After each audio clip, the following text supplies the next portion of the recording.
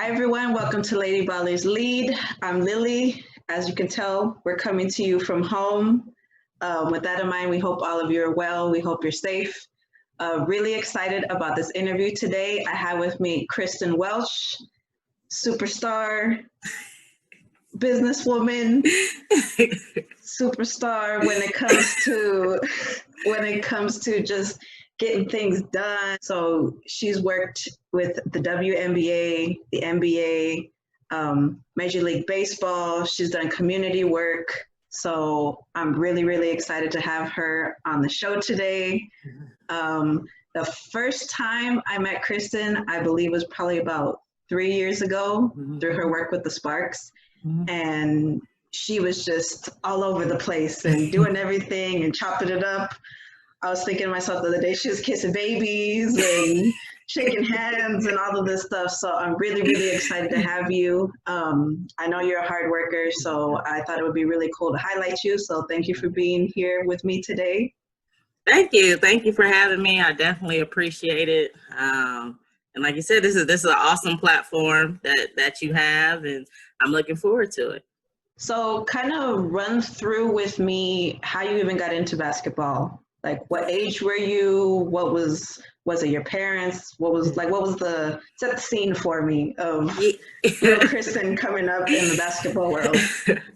Yeah, so it started fairly young. My dad worked for City of Los Angeles and Rec and Parks. He just recently retired after 30 years. So I was always at a park or on like a LAUSD campus for the schools that had swimming pools. So I grew up a swimmer, but after a while that got a little boring. You know, I'm a little more of a socialite. So being in the water, you know, training by yourself, kind of competing alone, although you get, you know, points from a team, it was just a little too individual for me. And then so basketball there was always a court nearby. And even when I did play by myself, you know, there's just little games that you can play. You know, you always see yourself making that buzzer beater shot. So those are things that you could practice. So definitely always being with my dad and being around a court. Him and my uncles would go and play, but you know, I couldn't play because I was too small or because I was a girl and they didn't want to hurt me. So that even more, I was on the sidelines like, yeah, okay. So when it's my turn, you know, stay ready. You ain't got to get ready. So that like, always wait a minute, I got to get in there at some point. Yeah. Like at some point, they gonna need they fifth or something. They gonna need me. So I got to be ready. So I would say that was probably around 7 or 8, like when I really picked it up and was consistent and trying to get better. Yeah, that's dope. With all that experience you had growing up just at Parks and Rec, like what made you want to go into the pro sports arena, the lights and all of that? Like, I always knew that I wanted to be around basketball. And I guess another story of being with my dad. At this point in time, he was at Banning High. He was in San Pedro at Banning High School. And I remember just riding with him. I was a daddy's girl. So I was just always like, oh, get off school, come and get me. So I remember riding. And at the time, I was about 11. And I asked him, like, well, why isn't there like an NBA for girls? And he told me, like, well, maybe by the time you get older, there will be. And honestly, like, I was like, all right, I got to be ready just because now they're letting me on the court because I got a little game. So now they let me play. So again, I'm like, all right, well, I got to be ready.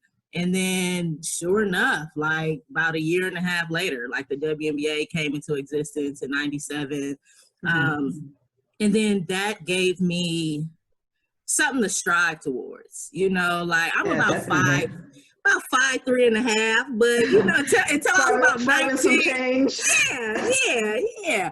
But I still knew I was going to dunk. I was like, it don't matter, you know, I'm still going to dunk. So I was working on my boosty. So it just always gave me something to try and strive for. Played all through high school, played 2 years of college, and then playing in college is where I was like, all right, Chris, like you might need to get us up, like and not to say just because I was short, but just physically, like I didn't have what it took to really be able to compete and excel at that level. So I knew it was time to transition into what I wasn't sure. At that point, like basketball is my first love, so I knew I wanted to stay around it and be around it. I just wasn't sure how. And through that is where I found athletic training, because they had an athletic training room. So that was a resource that was available to us. And I talked to, his last name was Tope. I actually talked to him, and they had an athletic training program. So pretty much at the junior colleges when I started doing athletic training for like the track team, and was helping out with football, and even being on the road with my team. They didn't send a trainer with us, so I was like the athlete and the athletic trainer for them as well. So you were doing double the work even back then. Yeah. You were a hustler back then. Yeah. You gotta have your hands. You gotta have your hands in a little bit of everything, because you just never know when, one of those avenues or one of those doors are going to be closed. So I've always just tried to, one of my sayings is I always try to let my floor like have a ceiling, like I try and be like, all right, I might drop, but how do I set myself up to where my drop isn't as devastating as it possibly could be, Yeah.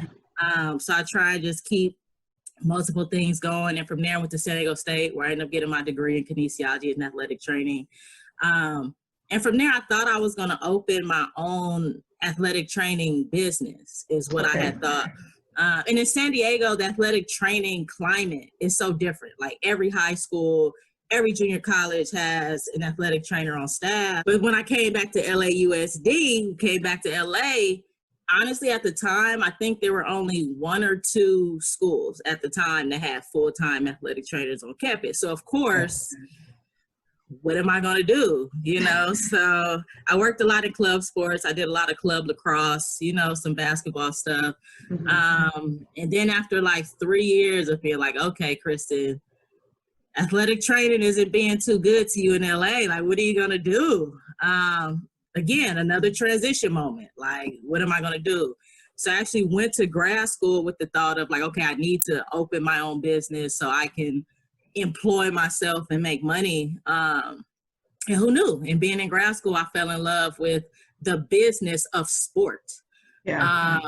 And then did some internships. Internships were very, very important, because not only did they show me like what I might like, it showed me the things that I might not like. And I think that narrowed down into the professional sports world. Being in LA especially, there's 11 professional sports teams, which is most than, major cities. Yeah. And I like the big lights. I like the big lights and the big stage. And from wanting to learn the business from a collegiate standpoint, because they're, not allowed to get paid and stuff like that. A lot of restrictions. Lot of restrictions. So there were things that I felt like I wouldn't be able to learn. And in that professional space, it was like fair game, from salaries to endorsements, to partnerships. And at the time, I couldn't articulate all this as well as I could. But through those internships, there were things that I started to like. At that time, I interned for the Sparks. I interned for the Clippers. And did a lot of one-day stuff, so just to get a feel for what was out there, what the business of sport looks like. Because it's one thing to be a sports fan. It's another to understand and be able to be successful in the business of it. So that kind of helped me narrow down my path a little bit.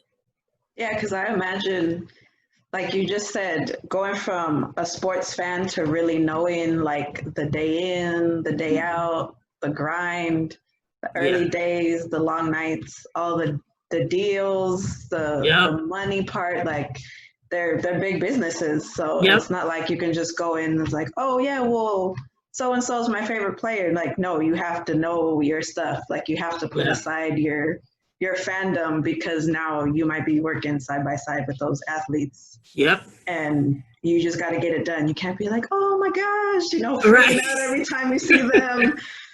So you're just in there for the job and you just got to get it done. Yeah, because at that point, I mean, you're really colleagues, like they take care of what they take care of on the field. And from a front office perspective, you kind of take care of everything else. So it's definitely a team effort to make each brand and each player, what they are. So definitely learn some things along the way. But just through all those experiences, I'm sure you've had just like some surreal moments and moments that you've had a lot of just excitement around whatever organization you've been with. Yeah. So tell me, what are some of your favorite moments that you've had working in the pro sports world? Yeah, so I have a couple that stand out, and they all have made me who I am. I think one of the ones that was my hardest moments, but I actually appreciate, was working for the Clippers. When I first started in sales, very brutal. I started in inside sales, very entry-level position.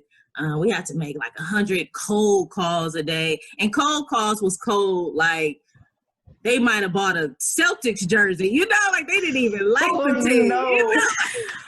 Like super cold. And with that, I didn't make my first sale. It was probably a month or two before I could even sell anything. Yeah. And it was tough. And at this point, I was 27, 28. So I'm like, I'm 28. Like, I haven't sold nothing in a month and a half. Like, it was very hard. But it gave me the tough skin. Mm-hmm. The rejection. People not answering the phone. You're making 100 calls a day. People hanging up on you. The worst, you think you have a sale, it's like $4,000. And they're like, call me tomorrow. And then you call them tomorrow and like never hear from them again. So now you're devastated because you feel like you were so close. And then you never hear from them. So it gave me the tough skin, not just from a sales perspective, but even in just navigating, the industry and being told no, and being led on to think one thing and realizing sometimes it's not what you think. So that experience, I think, has definitely helped me navigate through everything in the industry. So that's one of my favorite moments, although it was a very hard 6 months of my life. On the positive side of all of that, one of my favorite moments was being a part of the Sparks organization during the 2016 season, which was the season that the Sparks won their third WNBA championship. Mm-hmm. And it was very exciting. I actually flew to Minnesota. Me and some of my coworkers, we flew to Minnesota for Game 5. So we could have locked it down in Game 4. But now we got to go to Minnesota. And we all know Minnesota has, dominated the league. And you have your Maya Moore and your Sylvia Fowles, and the stuff that they did in Minnesota. It was a pleasure to see 20,000 people in that arena, which I had never seen because, of course, the WNBA, as you know, doesn't get the same in-game attendance as, some of the male sports out here. So to actually see 20,000 people in this arena. I'm sure it was booming. I can't even imagine. Booming. And they had given out these green shirts. So everybody in the arena, probably besides the 10 of us, because some of our season ticket holders. That's not us. That's not us. You take it. You're a Lynx fan. Yeah. So it was everybody else and us, and just to be in that arena and that excitement, and to watch our team overcome those odds of winning the WNBA championship on the Lynx home court was amazing. And I actually have a picture that I keep on my wall of Nneka Ogwumike on her back foot making that final shot that actually was the winning shot. Because even if you just watch that play, that wasn't the first shot she took. Like, she made one or two other attempts before that shot went in. And I just watched that and seeing it live, and then to see the replay, of that series was amazing. And then when the buzzer went off, it was silence, and we all screamed. We all screamed. You're the only ones in the building screaming. We're the only ones screaming. But I can say that the Lynx fan were very respectful. Like the ones around us, like they gave us hugs. They were excited. Oh, yeah, of course. So a classy organization for sure. But I want to say that was one of my greatest moments. And from the inside, watching the things that, they had to overcome and endure to win a WNBA championship. And then, like say, from the front end, from the front office and being on the back end, us doing our part to get people in the arena, to give them that energy to show up and show out. And, the community events we held around it was a good time and a good year. I worked a lot, but that's good though. It paid off. Any work is good work. So shout out to them, because I got to put the ring. I got to get me a ring. So shout out to them for putting a little hardware. Bling. That's so awesome, because not everybody has that. Yes, obviously. Yeah, that's super cool. But you started to mention how you guys were doing like community outreach and youth basketball programs. Tell us a little bit more about what the drive was for all those initiatives that you guys did. Yeah, definitely. So initially, it started off with a little bit of selfishness, but it was all with a bigger vision in mind, to be able to get it done. But when I first started with the Sparks, there were two women in the same department as me that had been there longer. So like I say, I'm always thinking of how do we progress forward, and not just me. That was even part of the programming. Like, how do I help people progress and do more and do what they like to do and get better? So started figuring that out, like a good way to make it work for everybody in the community and that would be involved. So I started hosting clinics with, at that time, it was a James Hunt, a purpose-driven training. Him and I did some clinics together, brought some girls out. I have a relationship with L84. So, they brought some girls out from beyond the bell. And really what I was advocating for them is, if you see it, it's possible. A lot of these young ladies aren't able to be exposed to the different things, and not just on the court, but off the court. When your basketball playing career is over, it could be devastating, which you hear a lot of for most, because then it's like, well, what do I do now? Yeah, it's like your identity, and then that's it. Like, now what? Yeah.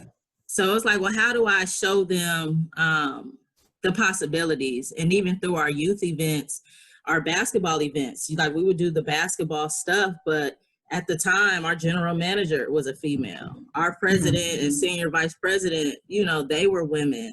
So I always have them come out, and speak to the girls, and just let them know that there are other opportunities. If you like to write, like every sports team has a PR department. If you like taking pictures, sports photography and videography is a real thing, so there's so many different opportunities that I try to expose the girls to, specifically in regards to opportunity and support.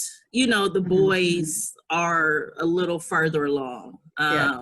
So definitely wanted to be intentional, and that's the only professional female sports team in California. Like, I felt like it was our job to reach out to these young ladies and let them know that they are supported, and that there are resources and that people that do have their best interests at heart. So that's kind of how I got started, and then kept doing it. And now the demand, and now people are recognizing, and now the news is coming out. So the program just continued to grow. And I'm grateful for everybody that has participated. Now that's pretty much what it was. Like, how do we give? I think hope is like very important. Oh yeah, that's big. If you can give some hope, like I say, even without a tangible result, you know, just the intangible feeling of hope, like, can make you have the drive to overcome certain obstacles or challenges that are in your way. And I was able to be creative. Our philosophy and what I was really focused on was getting the kids to learn to love the game on their own, because that there's nothing like that intrinsic motivation. You know, like a coach can try, and I coached a little bit. I can attest to the fact that, you know, as a coach, there's only so much you can do, you know, if they don't have that intrinsic motivation or that support system or that know-how. So I was able to provide, you know, events that could be fun for them, to where they would want to learn the game. And by wanting to learn the game, then all the intangibles that come from playing a sport, you know, they would get those things along the way. So that was the goal and the plan with it. With all this talk about pro sports world, all your experience with that, you've started your own Net Worth Sports. So go ahead and tell us a little bit more about that, how it started, kind of where the idea came from. Yeah, so Net Worth Sports, pretty much we're a youth development program and an event production company. And pretty much that started from the work that I guess I've kind of been involved in my whole life, from wrecking parks and, you know, community relations with the Clippers and being with the Sparks, and pretty much continuing to provide the skill development outside of, so like I don't have a travel ball team, or I'm not responsible for a school's performance. So what we try and do, as I mentioned earlier, is just try and instill those things, that confidence, that discipline, that character building, and allowing the kids to get better without some of the pressures that are there. And it's not a bad pressure, but if you're competing, you're typically competing to win. You know, that's just a the natural, point. A natural thing that happens. Yeah, like that's what we're here for. But like I say, with our events is to, like I say, get out into the community and get more, like I say, girls specifically. We will have co-ed events, but again, providing more outlets and interactions with girls to be able to participate. I do a 3-on-3 tournament. So originally Balling in the Streets, which was our girls 3-on-3 tournament, was scheduled for August 8th. But, you know, with all the COVID-19 stuff, we've postponed. And really, we'll be doing a lot in the 3-on-3 space. It's a space that I really enjoy. One, it's a new Olympic sport, so that's already a new lane in itself. And then I think it's a better experience, from the player experience to the coaching experience to the parenting experience. With 3-on-3 basketball, you have to be able to shoot, you have to be able to rebound, you have to be able to dribble, you got to be able to pass. So you have, instead of just an isolated skill set, how the game used to be taught, where, you know, a center is just on the block. So like the 3-on-3 game, I think it helps you develop all aspects of your game. And then, you know, as you develop into the player you're going to be, you have a bigger arsenal to pull from. And then from the parents' perspective, you know, in regards to playing time, with a 3-on-3 setup, it's a 4-person roster. I think the kids get the opportunity to play more. And the worst thing that I would have in being in a 5-on-5 game, you might be in a game 2 minutes, but you didn't really get that time to warm up. I think, like saying, that 3-on-3 space, you have more time on the court to actually try things out and explore and develop. So I think even from the parent perspective, you know, you get to see your child develop over that time with all those different skill sets. So that is a space that we'll be doing a lot of things in. Even our winter league, we have an 8-week winter league, and it will be 3-on-3 based. Like our first 4 weeks are more personal skill development. The final 4 weeks, we actually put them on teams to compete. And we're tying that to financial literacy. Financial literacy is something that, is very important to me. Super important. Very important. Very, very, very important. It's not something that everybody talks about. I mean, I'm 35 now, and there's still things that I'm, learning. And it's kind of like, well, where do you go to learn this? Like, who's talking to you about it? So that's what we're doing at all of our events. We will host like a financial literacy workshop, or give resources for kids to learn, just terms and concepts that, whether they're involved or not, they're affecting their household. And then hopefully as they get older and growing up, hearing financial literacy terms and concepts, that creates like healthier communities, and, everybody will make better financial decisions to thrive. Oh, I applaud you, because that's a life skill for any age. Even if you're 5 and have $2 all the way to 85, and when you're kind of, making decisions to distribute your wealth out to your family. With all this, the wealth, we're gonna use money terms. Your wealth of knowledge, your wealth of experiences. Just kind of looking back on what basketball has done for you, my tagline here at Lady Ballers Lead is that basketball teaches life, because it has for me. I know a lot of the women I've talked to in the past, it has. So maybe one or two things. What has basketball taught you about life? I would definitely say the discipline. For sure. I would say discipline and teamwork, and even those things have evolved. But I think from a discipline standpoint, like having to, be at practice on time and be at practice consistently, showing up for games, being present with your team. I think the discipline, running when you don't want to, playing through being tired, like, listening in the huddle when you can't breathe. Like, there's just things that you innately have to do when playing basketball that I think has helped me overcome some of those times, like I say, with the Clippers, where it's like, all right, this is part of the process. You just have to have the discipline to make it through. So I would say the discipline, and then teamwork. Teamwork has taken, I would say, a different priority in my life as I was even building the youth sport platform. It's like one person can't do everything. For sure. Even from the entrepreneurial side, like you try, and depending on your budget, there's a lot of things that you do have to do.